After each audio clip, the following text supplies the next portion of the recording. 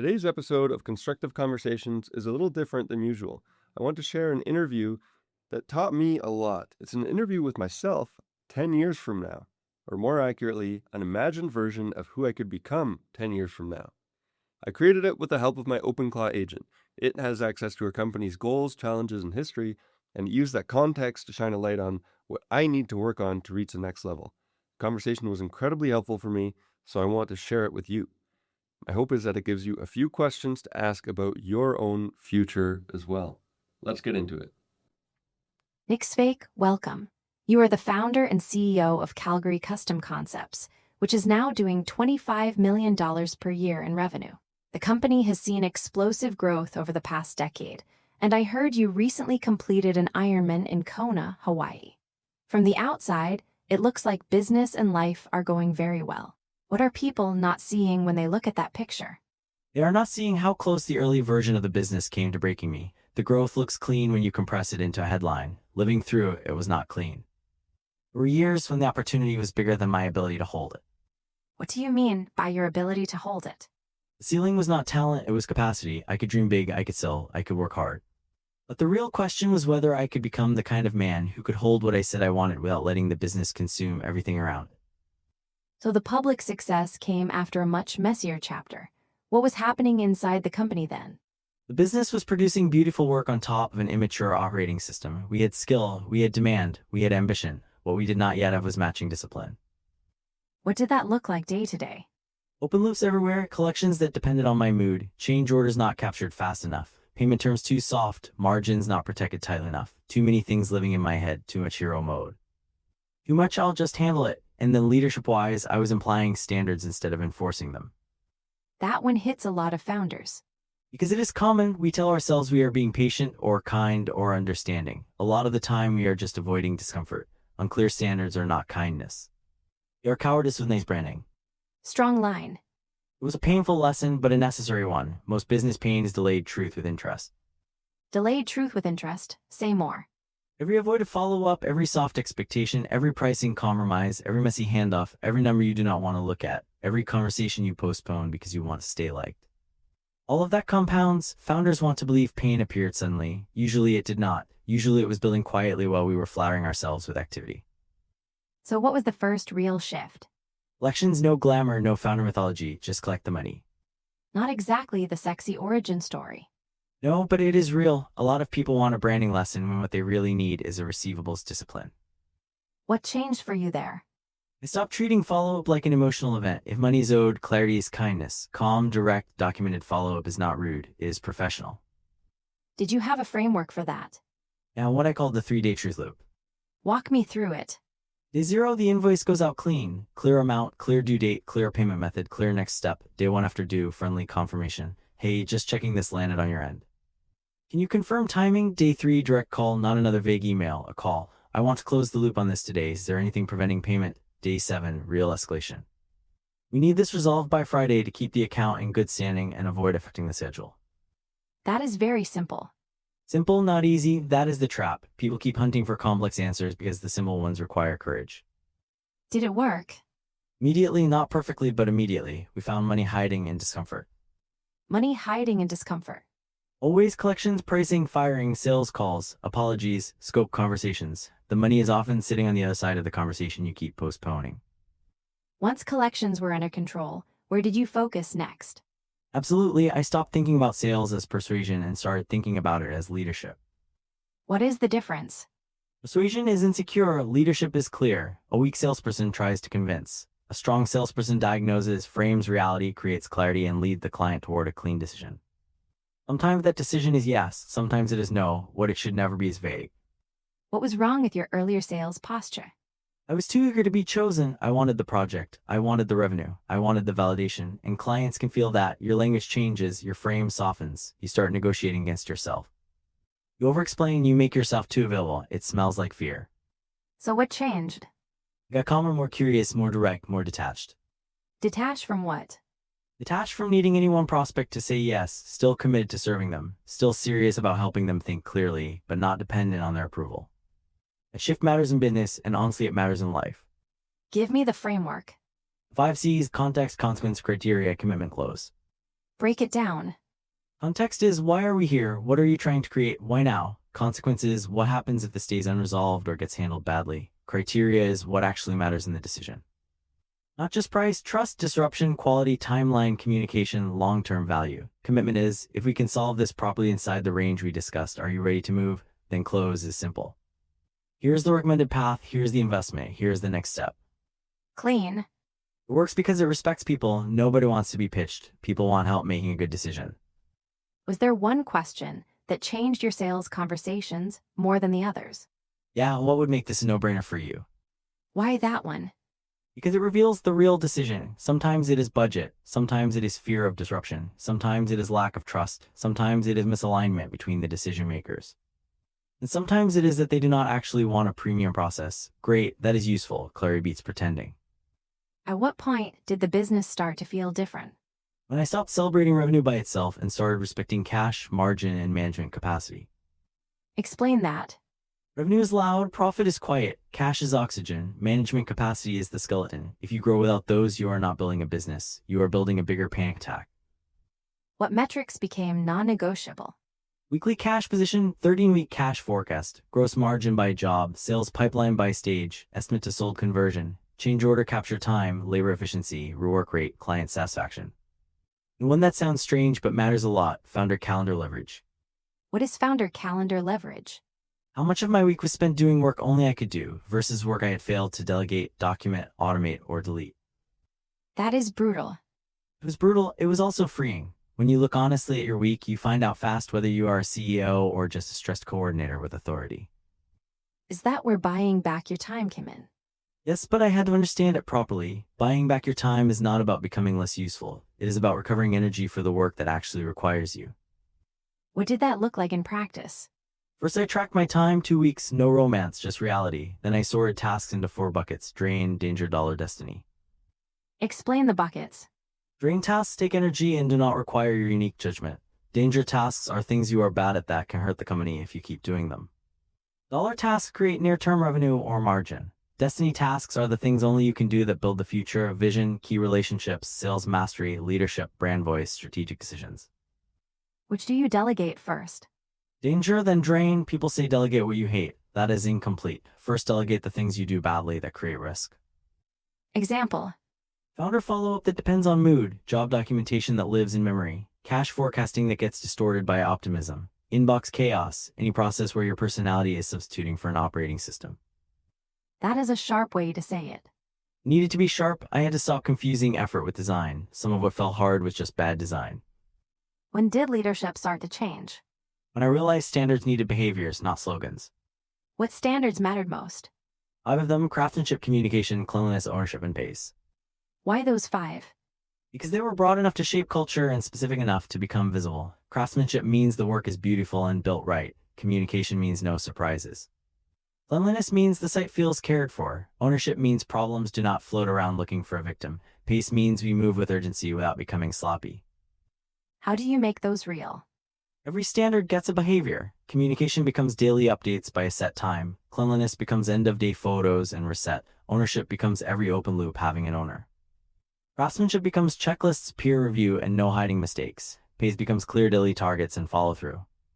And when people miss the standard, You talk fast, not late. what does that conversation sound like? Here's the standard, here's what happened, here's the impact. What do you see? What is the plan to correct it? Can I count on you going forward? Direct without being aggressive. That is the goal. Most leaders swing between avoidance and explosion. Both are immature. The standard is calm intensity. Calm intensity. Calm enough to be fair, intense enough that people know it matters. What did you learn about letting people go? That clarity is mercy. If the pattern is clear, delay is not kindness. Delay usually means everyone pays longer. The team pays, the client pays, the company pays. And the person who is underperforming loses dignity and time because you were too uncomfortable to be honest sooner. That is hard. It is, but leadership is not an excuse to stay soft where the truth needs structure. How did feedback improve? It got much more specific. The model became observe, impact, standard, question, commitment. Example. I noticed the client update went out late twice this week. The impact is that trust starts to wobble. The standard is updates by 4. What got in the way? What will change? And I count on you. Good framework. It works because it is usable. Feedback should be specific enough to act on and calm enough to hear. What about hiring? Hire for ownership, train for skill when possible. Never compromise on character because someone interviews well. What tells you whether somebody has ownership? How they talk about mistakes, everyone makes them. I want to know what happens after. Do they hide, blame, freeze, repair? One of my favorite questions became, tell me about a mistake that cost someone else time or money. What did you do next? That gets real fast. Exactly, charm is easy, ownership is more expensive. Let's shift into decision making. As the company grew, what protected it from becoming a machine that ate your life? Inner work, honest numbers, and a serious decision filter. Let's take those one at a time. Inner work first. If business becomes your god, it will eat your soul and call it ambition. I love business. I love building. I love the game, but it cannot be ultimate. If it is ultimate, every setback becomes existential and every win becomes intoxicating. What kept that in check? Daily practice, stillness in the morning before the world gets a vote. Stillness again at night to put the day down, not as a performance, as maintenance. Is remembering that I am bigger than the scoreboard and still fully responsible for what I build. What did that change in practical terms? It created a gap between stimulus and reaction. That gap is worth millions. You answer a hard email differently. You walk into a pricing conversation differently. You handle conflict differently. You choose opportunities differently. Give me the decision filter. 4 parts: numbers, nervous system, counsel, dharma. Define them. Numbers means, does this work under conservative assumptions? Nervous system means, when I get quiet, does this feel grounded or frantic? Counsel means, what do trusted people see that I do not?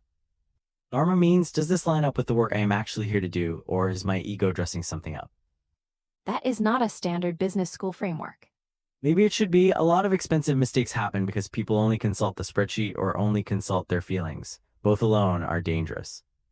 So if an opportunity looks big, but feels wrong, Slow down. Big is not automatically aligned. Some growth makes the company healthier. Some growth makes it noisier, weaker, and harder to trust. did you get better at saying no?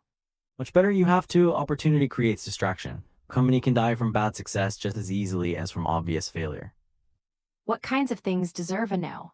Low margin work that clogs delivery, clients who disrespect the process, partnerships that promise scale but erode standards, technology that looks impressive but adds admin, revenue that makes the company less healthy.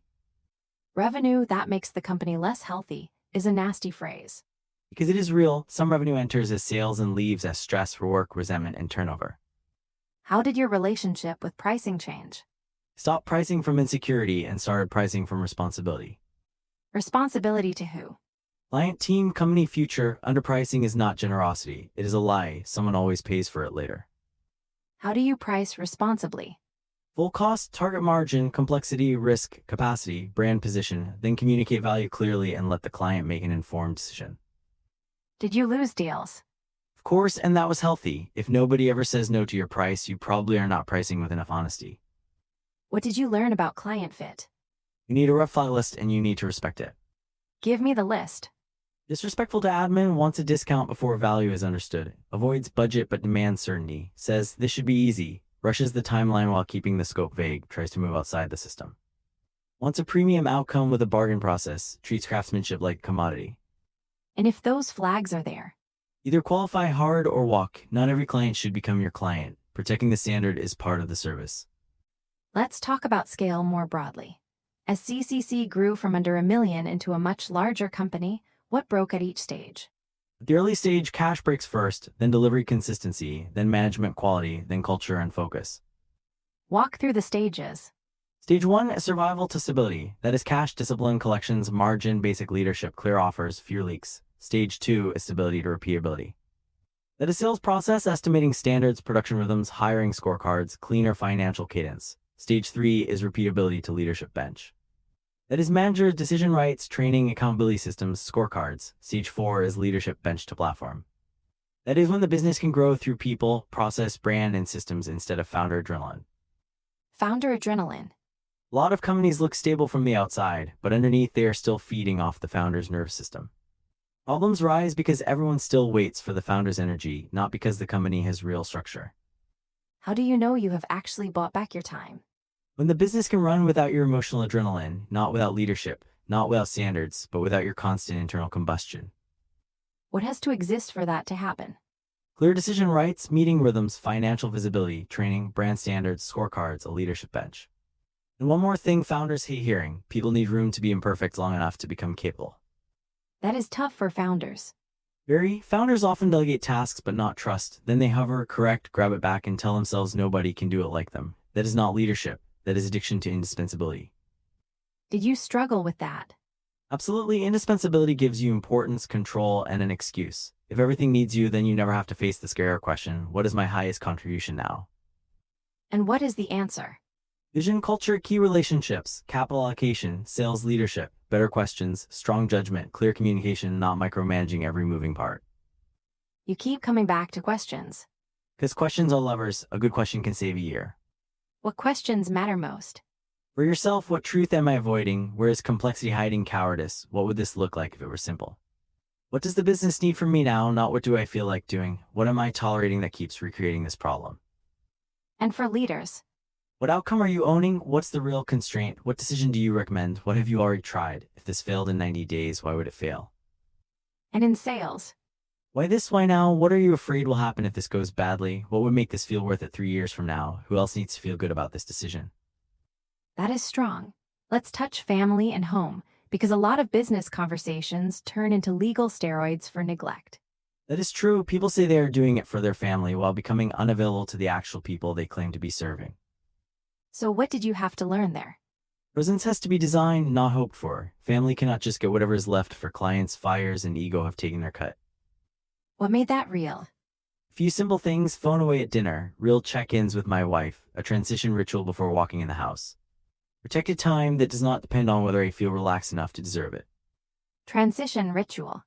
2 minutes before going inside, breathe, put the phone away, ask who do I need to be when I open this door, not what else do I need to fix. That sounds small. Matters a lot. Why? Because intensity bleeds. If you do not deliberately downshift, your family meets the rest of the day instead of you.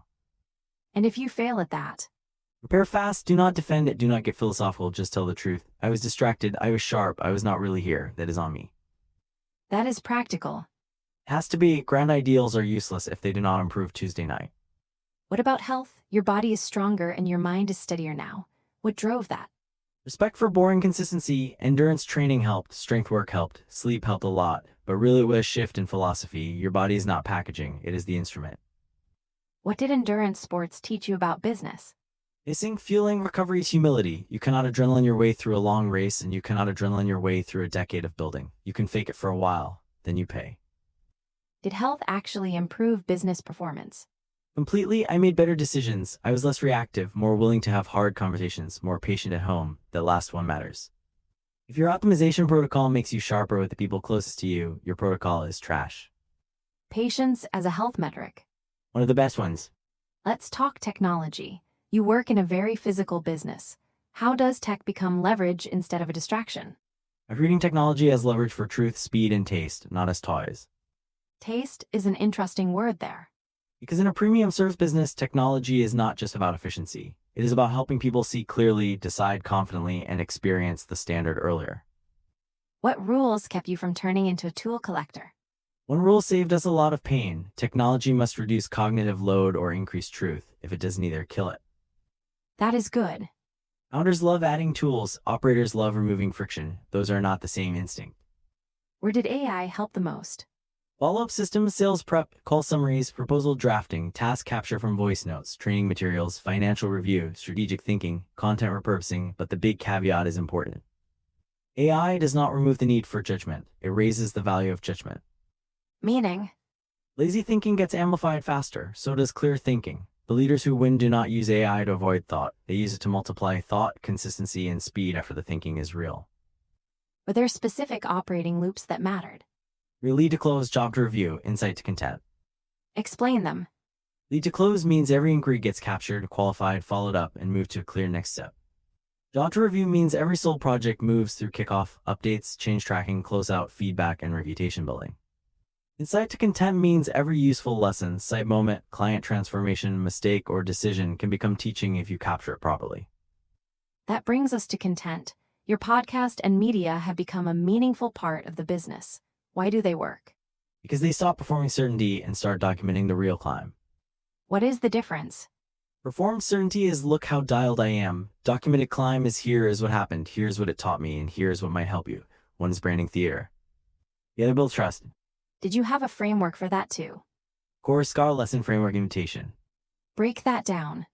SCAR is what actually happened. Lesson is what it taught you. Framework is how someone else can apply it. Invitation is the question or next move you leave them with. A structure keeps vulnerability useful instead of performative. Give me an example. I confused revenue with cash and nearly paid for that mistake. The lesson was that growth without cash discipline is ego. The framework is a weekly review of cash, receivables, payables, payroll, tax, and forecast. The invitation is, what number are you avoiding because you do not want it to ruin the story in your head? That will preach. It is helpful because it is specific. People do not need more generic motivation. They need clean truth they can use. Did content drive business? Eventually, yes, but before it drove business, it drove internal clarity. Content forces you to articulate what you actually believe. That sharpens sales, hiring, leadership, and positioning. How do you keep content authentic as the machine gets bigger? Never let a team manufacture beliefs for you. They can package, they can edit, they can distribute, they cannot invent conviction. Audience trust is a bank account. Every fake post is a withdrawal. Let's get tactical again. What meetings actually matter once a business gets more complex? Weekly executive meeting, sales pipeline review, production review, finance review, people review, monthly strategy, quarterly planning, annual vision, but only if meetings produce decisions and accountability. What is your meeting rule? No meeting without an owner, agenda, scorecard, decisions, and next actions. Otherwise, it is a paid fog machine. Painfully accurate. Most companies are drowning in vague conversation disguised as management. How do you build managers instead of just promoting good technicians into miserable supervisors? Clear authority, clear scorecards, coaching, fast feedback, repetition, and consequences. People do not become stronger because you rescue them from every hard edge. What about money at the founder level? What changed there mentally? Money stopped being a scoreboard for identity and became a truth teller. Truth teller how? It reveals discipline, trust, timing, value creation, and emotional maturity. It also reveals fear, vanity, avoidance, and attachment. Money is a useful servant and a terrible master. What bad patterns show up around money for founders? Emotional debt is a big one. Define that. Obligations you take on because you are trying to prove something, hiring too early to look bigger, buying things to feel legitimate, saying yes to work that does not fit because you want validation. That kind of debt is interest too. So what replaces that? Intentionality, profit should have a job before ego touches it. Taxes, reserves, debt reduction if needed, owner comp, reinvestment, generosity. Maybe the order shifts by season, but the point is the money gets directed on purpose. If you had to summarize the leadership identity shift, what was it? Stop waiting to feel like the CEO and started acting like one. What are the behaviors of that? Review cash, protect the calendar, make decisions, follow up, have hard conversations, set priorities, train people, learn sales, hire carefully, exit people respectfully when the pattern is clear, stop whining. Stop whining is not subtle. Should not be, feel fully yes, pretend it is not hard no, but do not build your identity around how hard it is. Carry the weight, then move. Where does confidence come from in that process? Evidence, confidence is a receipt, not a prerequisite. You make the call, you hold the line, you tell the truth, you survive it, then your identity catches up. If someone listening is in the thick of it right now, growing business, messy systems, family pressure, lots of ambition, what should they do this week? With the truth on one page, cash, receivables, payables, payroll, tax, debt, pipeline, open loops, one page, no hiding. Then what? Make the calls, every awkward conversation gets a next action. Collect what is owed, clarify what is vague, renegotiate what needs renegotiating, ask for help where you are out of your depth. Then, Protect margin on every new deal, no panic pricing. Panic pricing today becomes payroll stress tomorrow. then, Pick one standard and enforce it this week, not 12. One daily updates, site reset, start times, change orders, whatever matters most right now. and outside the business. Go home and be present. Do not make your family pay the emotional bill for your lack of systems. Train your body, sit in silence even if it is ugly, especially if it is ugly. Why do you keep saying that? Because everyone loves practice when life is clean. The real test is whether you can be still when things are unresolved. What is ambition to you now? I am a beautiful servant, terrible master. So the goal is less ambition. No cleaner ambition, ambition purified by love, discipline, and surrender, not ambition trying to fill a hole. What hole do founders often try to fill? Usually some version of prove I matter, prove I can do it, prove I am enough. That engine can build a lot. It can also wreck a lot if you never examine it. What studies that? Inner work, honest relationships, service, time, failure, being around people who are not impressed by your image. Remembering that your worth and your performance are not the same thing, even though performance still matters. That seems like the center of the whole thing. Build at a high level without making the build your identity. Exactly, integrated power, the ability to create, lead, and grow without abandoning yourself or the people you love. If you could sit down with yourself at the beginning of this climb, what would you tell him? You are not behind, you are being forged, but you need to stop negotiating with the patterns that are hurting you. Which patterns? Avoiding hard conversations, letting cash stay vague, confusing complexity with sophistication, carrying too much alone, using intensity instead of structure. Being too available to clients and not available enough to your actual life. What would surprise him most about the way it actually happened? How unglamorous it is, the big life is built through tiny acts of non-avoidance. Say more about that phrase. People imagine a breakthrough as one cinematic moment. Usually it is smaller than that. Review the numbers, make the call, fix the handoff, raise the price, apologize, hold the standard, sleep, train, sit, repeat. Leave it long enough with better judgment and more courage, and eventually people call it an empire. That is such a bare message, then manifest harder. Much better, the fantasy version of ambition says everything is waiting for one massive unlock. Real life says the company is mostly built by whether you tell the truth faster. Before we close, I want a quick round. Short answers, highest signal only, cash flow. Review it weekly, collect quickly, never let optimism replace math. Sales, Diagnose before prescribing, lead people to clarity. leadership, Standards are love with a spine. hiring, Leadership of charm. firing, You when the pattern is clear, not when resentment overflows. pricing, The pricing is not generosity. family, Presence is standard, not a leftover. health, Your body is the instrument. AI, Judgment is the bottleneck. content, Be useful, be real, be consistent. spiritual practice. Sit every day, act fully, let go of the ego story. Final message for the founder listening who wants to build something significant but feels buried by today's fires. Good start with today's fires. That is not the comforting answer. It is the honest one. A great company is built through the next clean action. Review the cash, send the invoice, make the follow-up, protect the margin, fix the process, train your body. Put the phone down, tell the truth faster. The path gets lighter as you get more honest. And if they still feel overwhelmed, Breathe, reduce the drama, find the next true move, then do that one well. that is where we will leave it. Nick's fake, reminding the rest of us that scale is not magic. It is standards, truth, systems, courage, and a lot less avoidance than we would prefer. Thank you for listening to Constructive Conversations. I'm your host, Nick Svekeskis.